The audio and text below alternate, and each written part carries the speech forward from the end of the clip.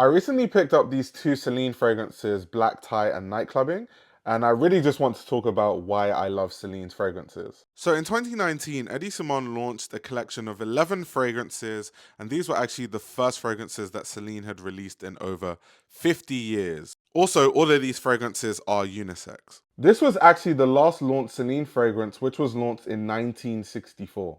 I also like how these are presented. They come in these really heavy rectangular glass bottles. The cap is magnetic, as you can see.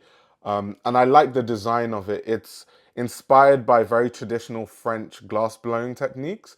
And it's very Art Deco, which obviously reminds you of a lot of Eddie Simon's work. Another cool aspect to the fragrances is that they are actually inspired by Eddie Simon's own personal experiences. That's why now that Michael Ryder is a creative director, I hope that they launch a few other fragrances that are more inspired by his own personal experiences. That would be really cool to see what they do with that. For example, this fragrance, Black Tie, oh, smells so good. It reminds you of his obsession with black and his love of tailoring, things like dinner jackets.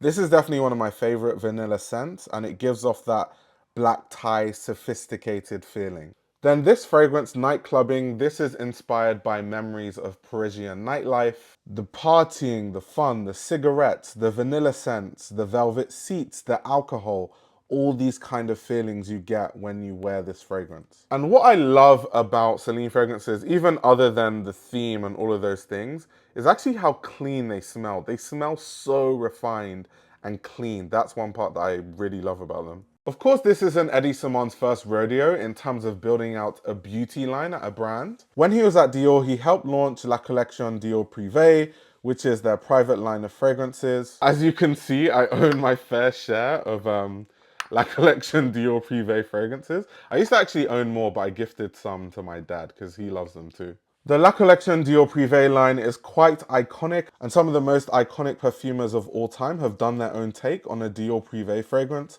For example, you have people like Francois Dumarche, who was the in-house perfumer for Dior. He's made fragrances like Dior Sauvage, Dior Homme. He's done a lot of the fragrances for the Dior Privé line. You also have the likes of Francis Kurkdjian, who of course is very famous for Baccarat Rouge. So let me know if you've been able to try out any of the Celine fragrances, and let me know what your personal thoughts are about the Celine fragrance line.